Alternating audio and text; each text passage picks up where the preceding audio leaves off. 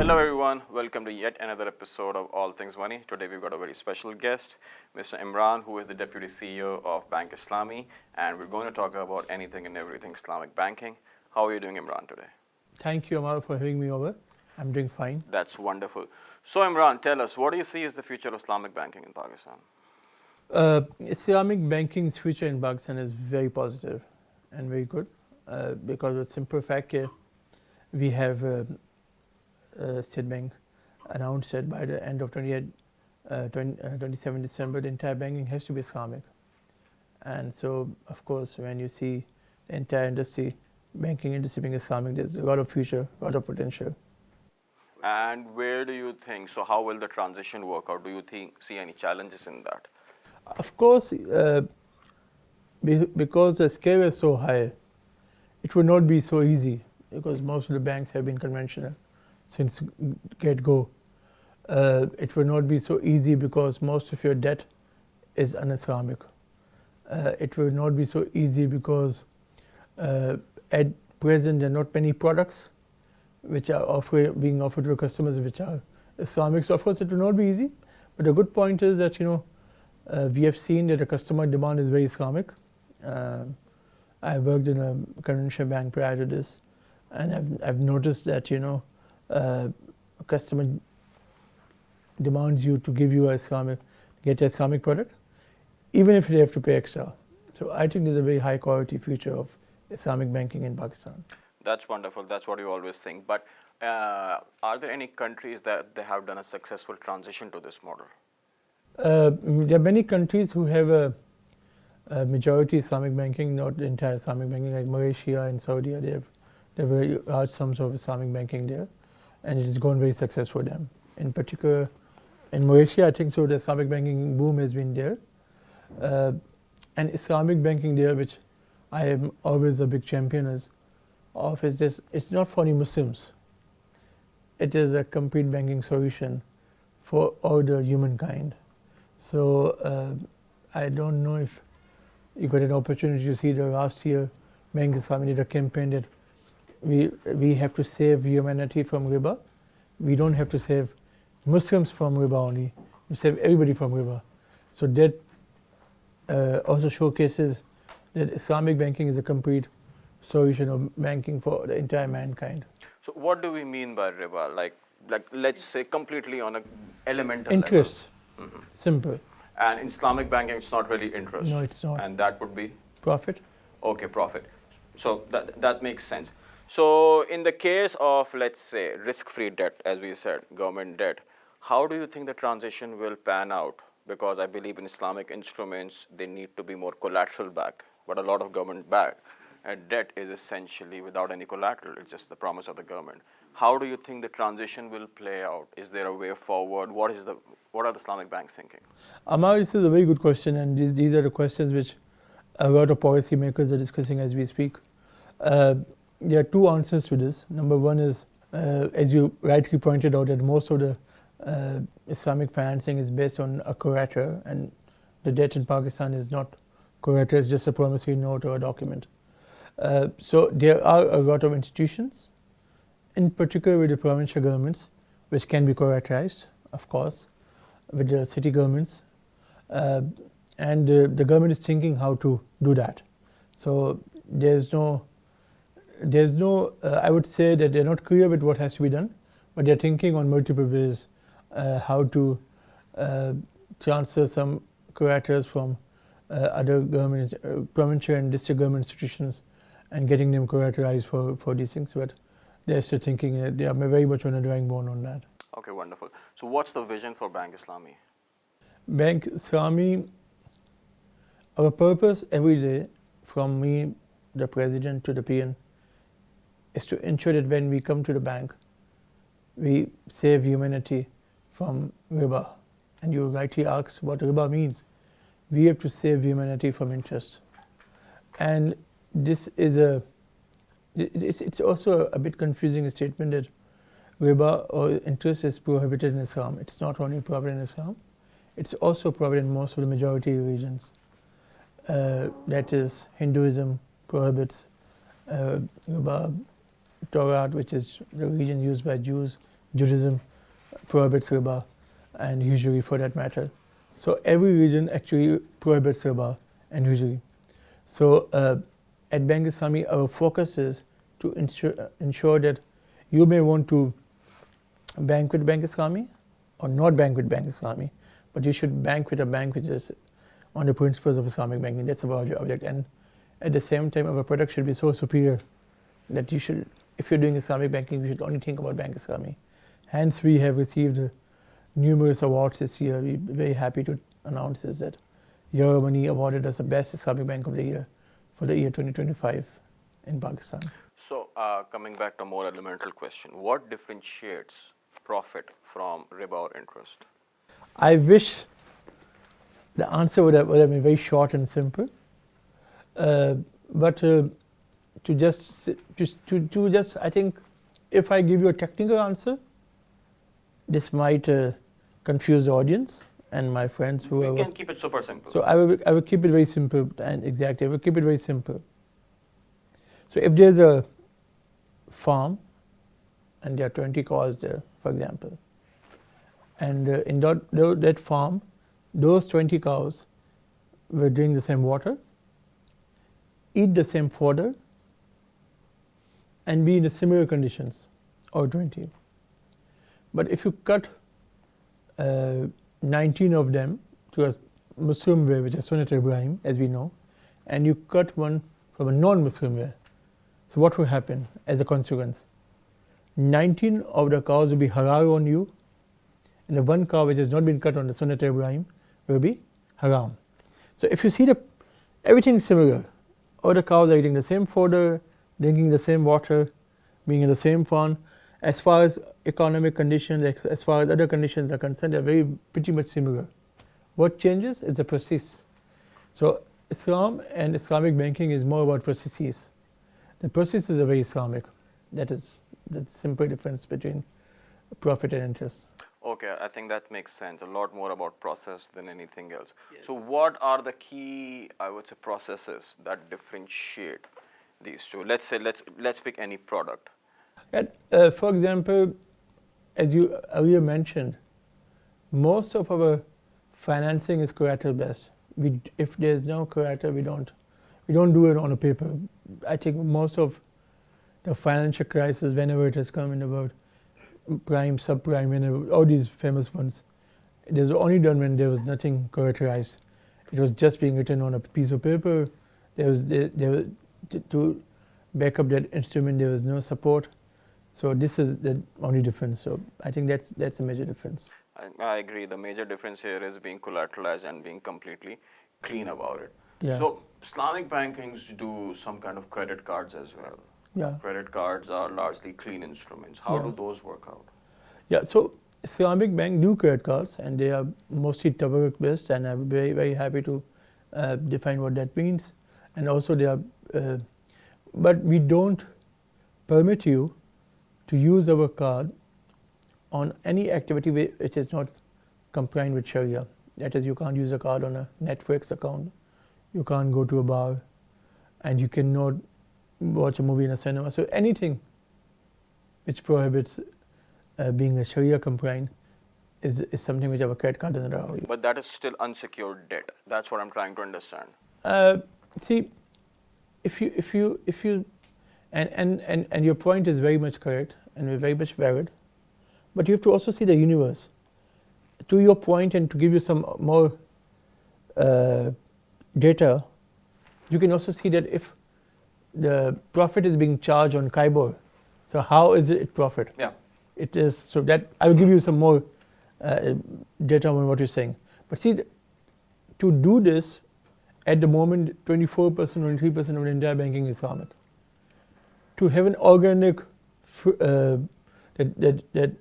we should not be connected to Kaibor, it should not be 100% clean, you have to have a lot of more banking, at least 50% and majority. Only then most of the products will be 100% what you exactly said, that they'll be more secure. But when the banking is only 23% Islamic, you can't check the tick boxes. It has to be, you have to achieve a scale to achieve those kind of things. I hope I've answered your question. That's very fair. So one of the things that happened in the last few years was that the deposit rate in Islamic banks was fairly low compared to conventional banks.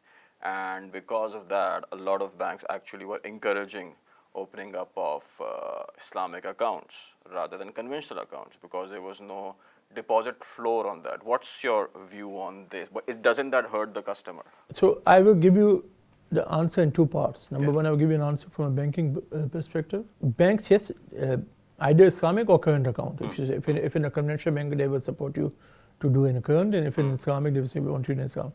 And that, by the way, that has changed. We also now have to pay a minimum deposit to customers. So, but initially there was no floor, which is rightly pointed out to you.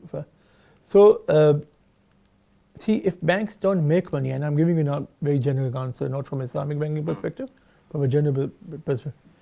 If they don't make money, how would they serve customers?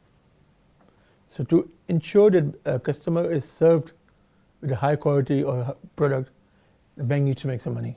And of course, most of the banks, for that matter, encourage current accounts and Islamic accounts because the profit for the banks was better there.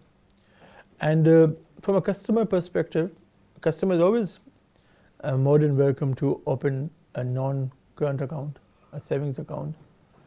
And it is their prerogative. It very much depends what purpose the account are they opening for. But I think it's very fair because I would say that 51% of the bank's profit go to the government of Pakistan. So the more a bank will make a profit, the more government will be getting more funds. To break it up, I would say that I work out of 365 days a year, 191 days for the government of Pakistan. Because which other business would there be where your partner has no equity, no management, nothing, no risk, and they get 51%.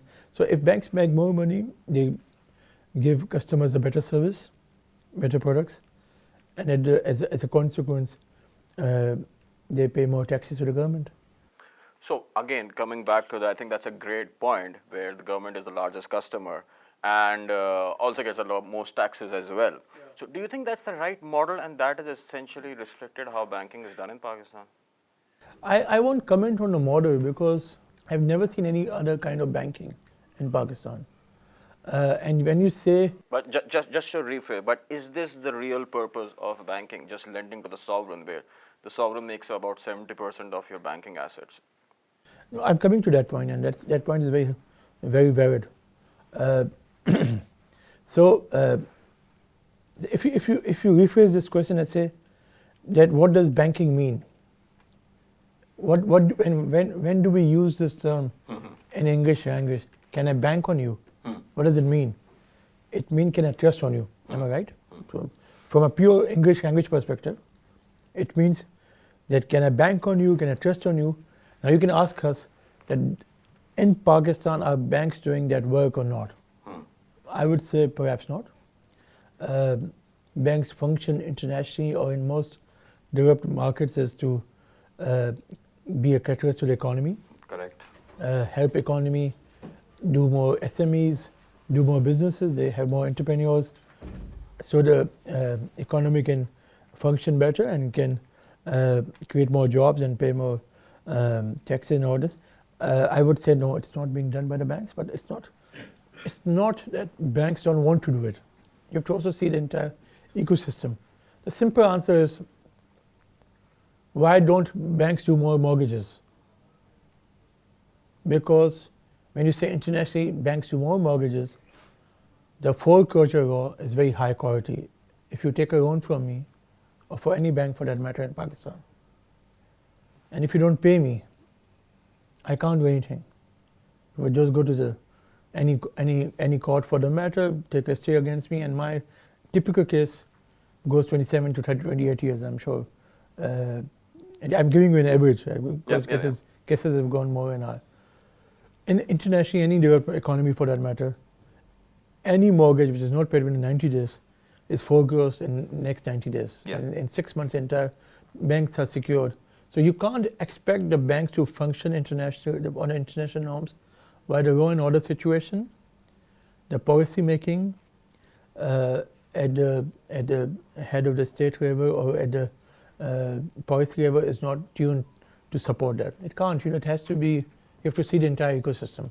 And to your point, that why are banks only going to sovereign, and why aren't banks not going to entrepreneurs or for people who are, so how can they, if the law if the legal jurisprudence is not in the favor of the banking? For example, Jeremy, all my cases in this bank and in my previous bank at JS Bank, there was a Section 15 introduced by the Supreme Court of Pakistan that said that if anybody doesn't pay you the mortgage or the home, you can confiscate that property. And you would be surprised in the past 4.5 years, not even a single case of any bank has been admitted in any court which has given a justification or a judgment that a property can be confiscated. You can't isolate the banks and just say that why aren't they functioning in a particular way where they don't have the support from the legal system of the country. But the system is the biggest customer at the first place. So, I mean, if the system is the biggest customer, there is really no incentive to do anything different at this point, right? I wish I was competent to answer that. I'm sure Islamabad people in authority can answer that question. I wouldn't. So I have always had a thing about it because in the principles of Islamic banking, it's about loss sharing and profit sharing per se.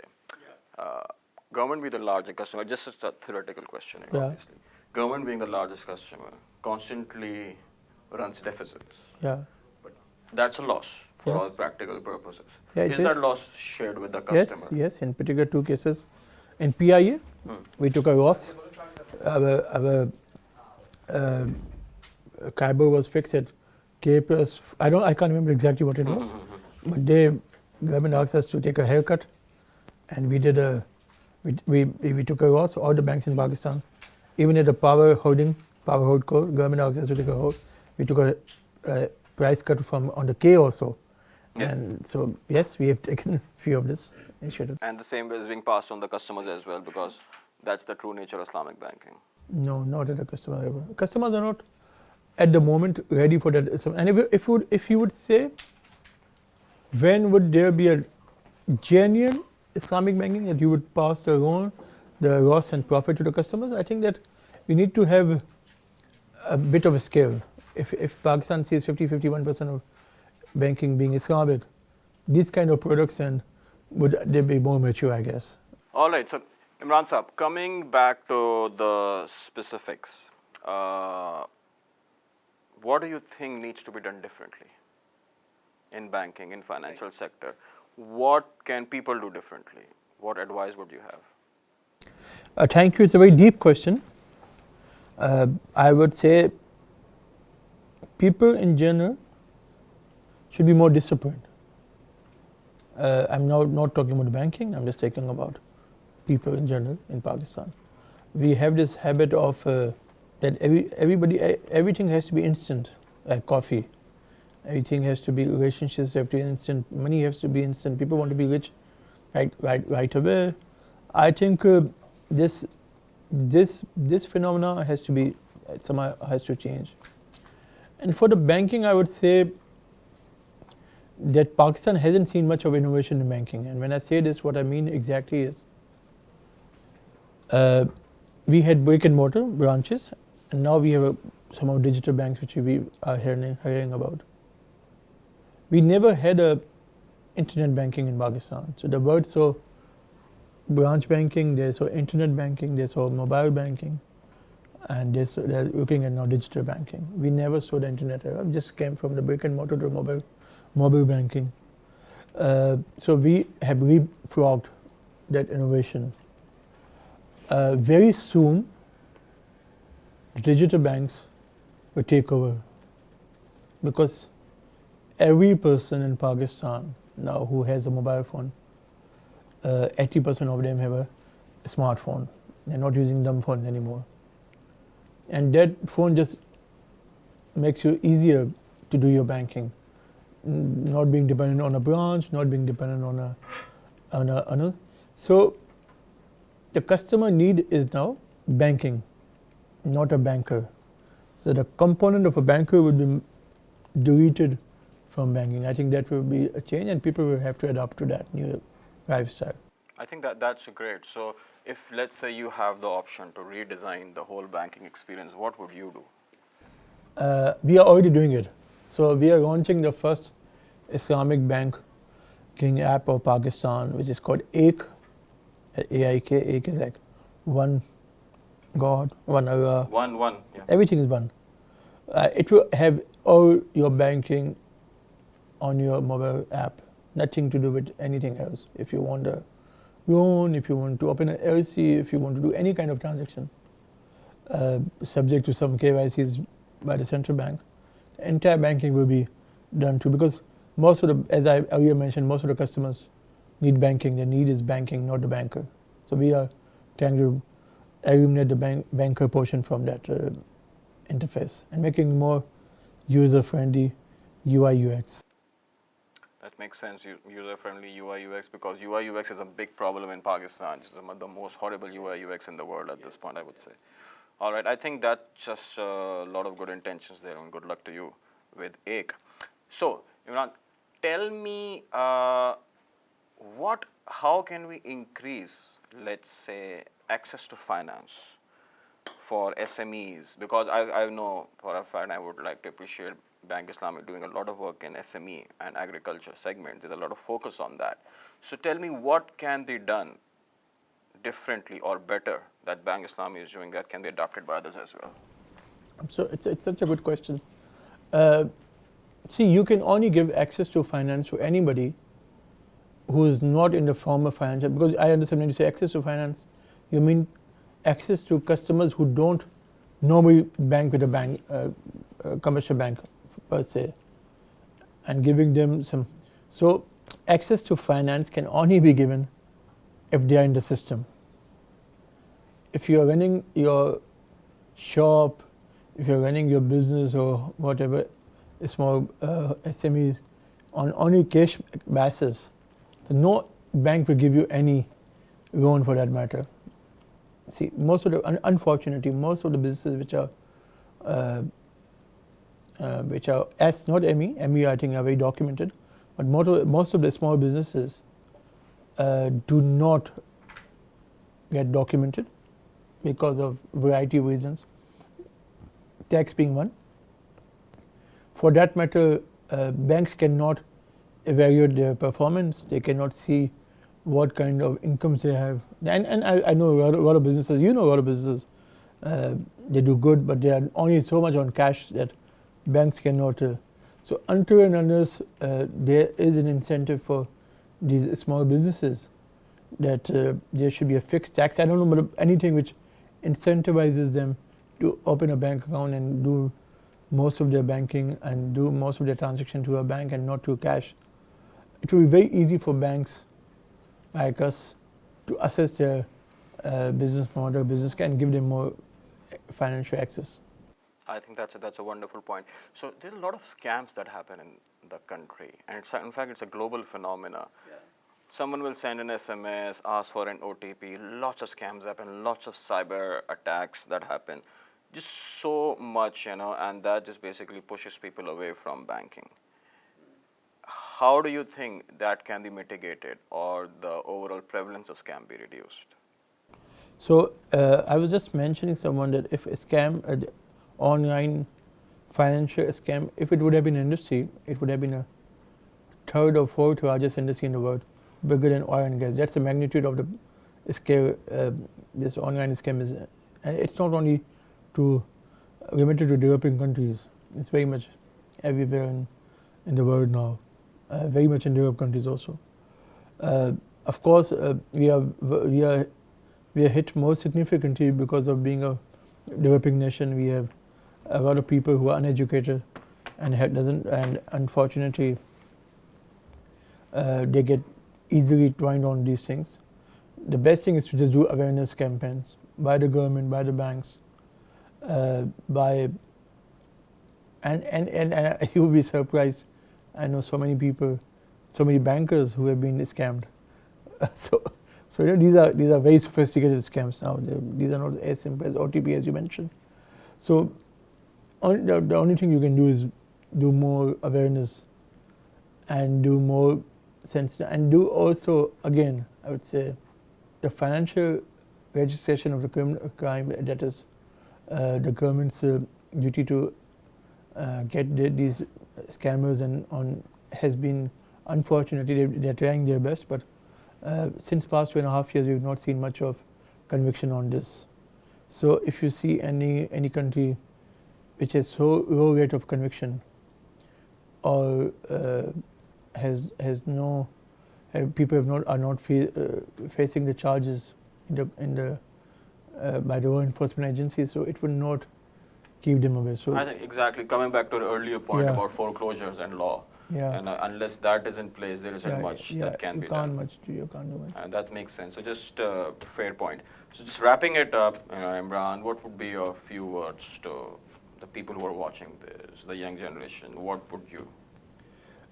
Thank you. And I would say to young generation and anyone who's watching me, I think age is just a number. So I would say that we need to also ensure as human beings that we are more focused on what we do.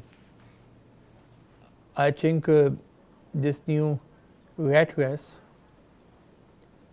of becoming rich instantaneously or gaining power, I don't think that will get us anywhere. Whatever we do, whichever profession we are, we should try and do justice with that. And when I say this, I mean that if you see in a rat race, and Amar, what ends? Whoever in a rat race wins, at the end of the day, what is he? They're also a rat. They are also a rat, exactly. So there's no one winning. So I think that my two words will be that you should do whatever you're doing. If your son or your daughter are good at tennis, don't force them to go and learn physics and chemistry. Give them a racket to play more tennis. They better be a better tennis player. So let people do what they're good at and give their 100% to that. That's just my. All right, so Imran, just on the whole personality side, I believe you're big on behavioral psychology and everything. And a lot of people who work in banking and everything get into hubris. Why do you think some people are arrogant and some are not? Like, what's the... Thank you. And this is a very high quality question. And I'm sure a lot of people have their views on this. My view is very simple. That and this is not limited to banking. This can be acceptable anywhere and everywhere. So, if a person is successful professionally, financially, he or she may expect it because I'm a successful person. I'm a successful banker, professional, media person, XYZ. So I'm a successful father. I'm a successful husband. I'm a successful son. I'm a successful friend. This doesn't work like this. These all roles have separate JDs. These all job descriptions are very different. If you are a successful professional, you might not be a successful father. These are totally different roles because we see and our society is so patriarchal and it's also so, I would say, so much unfortunately, I don't want to use this word, but somewhat materialistic, that anything which is bringy is successful. So people just think that if they are financially successful and professionally successful, their son should listen to them, their wife should listen to them, their husband should listen to them, their father and parents. So these are all different JDs. The way you have to give 100% to your profession, you have to give 100% to your spouse, to your son, to your father, and to your friends. So this is important, I would say. And I would also say one thing more, that I think life in world there are two kinds of people. One are givers and another are takers. People might be very poor financially, but they'll be givers at times. A lot of rich people will be takers, So I think you can broadly categorize this in two categories. I think that is a very, very deep insight that you've got on human nature. Wonderful. So, Imran, just one more technical question here. Uh, what do you see the future of profitability of Islamic banks? Because we see Islamic banks doing a lot more profits than conventional banks, and justifiably so because the customer demand is for that. Do you see the profits normalizing over the next 5, 10 years? How do you think it's going to pan out? So, profits of the banks is also a function of what is the policy rate of the country, as you may know. And policy rate is high, we can make more money. Policy rate is not so high as we speak now. Banks don't make much money because their spread over with the customer decrease and increases over time. But on your question, and how would the profitability of Islamic banking be spending in the next few years? And you say, would it be normal? I don't know what the normal is, but I would say definitely it would be higher than conventional banks because there's a customer demand. And unfortunately, most of the banks in Pakistan have not focused on the customer. They only focus on what are they good at. Some banks are good at SMEs, some banks are good at commercial. They're only focusing on what their strengths are. Unfortunately, a lot of banks in Pakistan, or that matter, have not focused on the product, on the customer, and the product being designed around the customer.